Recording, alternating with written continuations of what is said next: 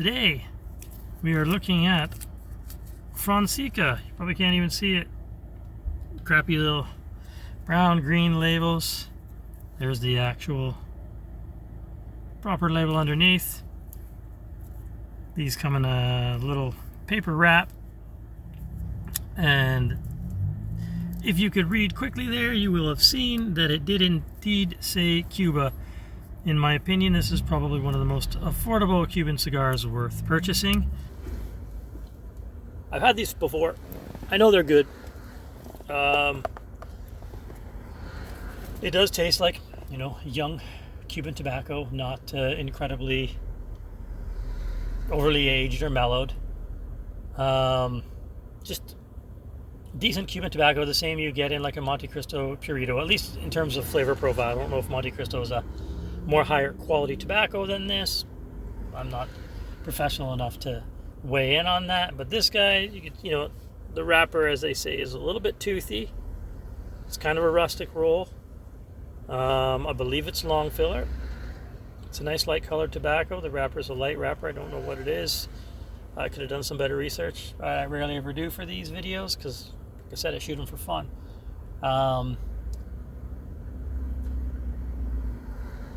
Now, I bought these over a year ago. I just left them in my humidor. So the flavor profile's probably changed since I purchased it.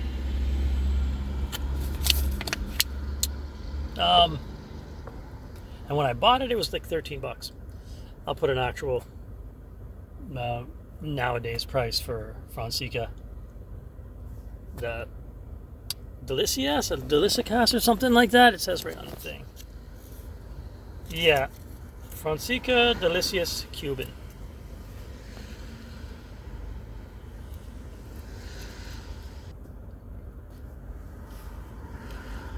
What can I say about the flavor profile?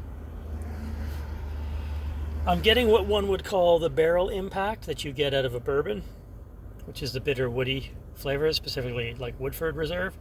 So I'm getting the barrel impact on this. I'm getting a very, very mild, like a brandy or cognac thing in the middle, not too sweet. The cereal notes, like I said, I tend to lean, say, Shreddies, Bran Flakes, Cheerios. This one falls like maybe into the Rice Krispies area. The smell of tobacco in the car, it smells like a nice cigar. And yeah. Now, this one is definitely recommended for me, especially for somebody who's coming into Cuban cigars. It's a reasonably good price. Guantanamera is another way to go. This is superior to the Guantanamera, in my opinion, in a big way. There's also one called Quintero, which is pretty budget-friendly. That's always short filler, and that's a little more like fruity and sweeter. I'm thinking for somebody who wants to start, have their first Cuban, they've never really had Cubans, they don't want to spend a lot of money. Fonseca, that's going to be the way to go. Like I said, this one cost me $13. I'll put a little note in here as to see what it's worth in like now money. My favorite Cuban cigar is Monte Cristo, so that is always where I put my my base, and I say how they compare to it. And I would say, obviously, Monte Cristo is going to be better because it's a higher quality tobacco. But this shares a lot of the sort of more common and less complex flavors to the Monte Cristos. Yeah, it's a nice, smooth, easy smoking tobacco.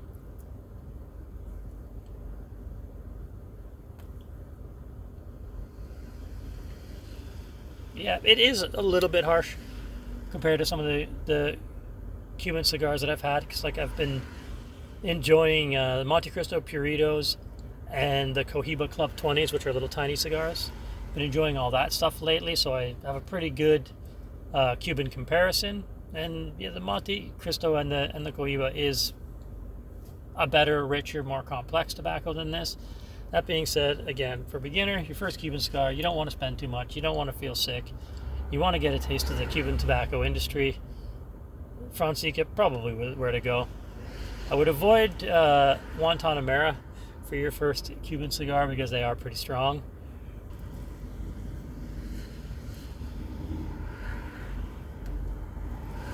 There is like a strange tropical fruit, slight dried banana thing going on in here that I've never gotten before on these cigars. But that could be because, like, I've come back to the FRonseca a few times now, and my palate's a little more refined, so I'm able to find more interesting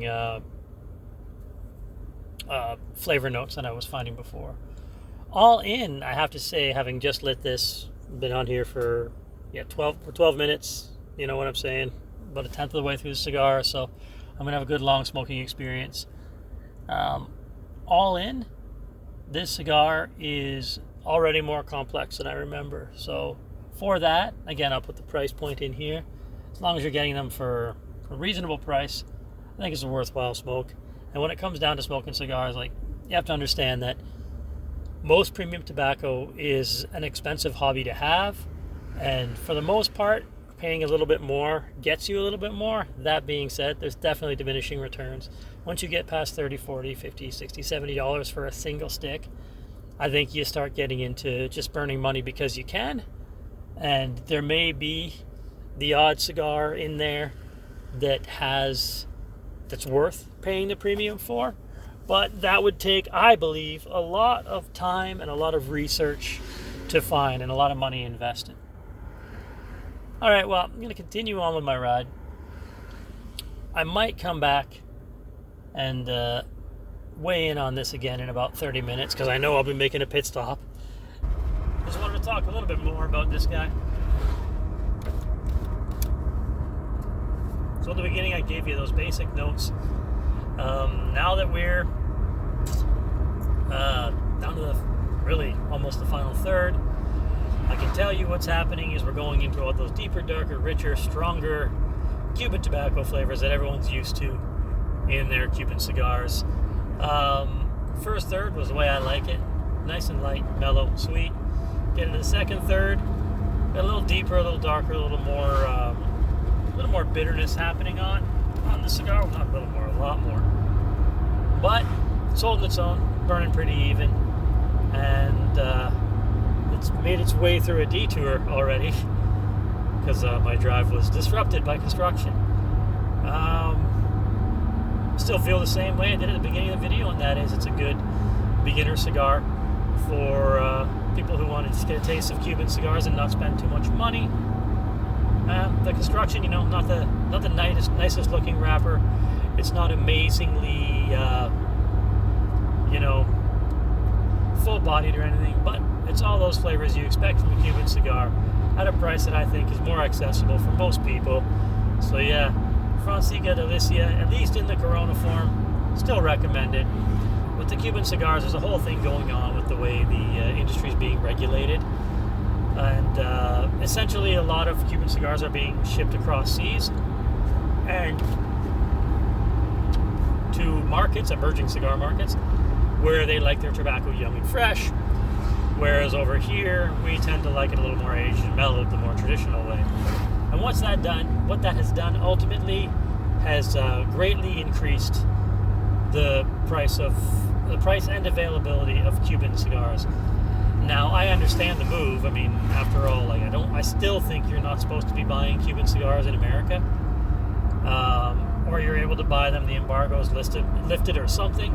But I understand, their market was hugely American, and they needed to go to more emerging markets. But it has ultimately affected the price of Cuban tobacco products. So, just know, if you're going into a Cuban cigar, you're probably paying a premium for availability, not necessarily for quality of product. And that is what it is. This is me, officially signing off from my car. Cheers.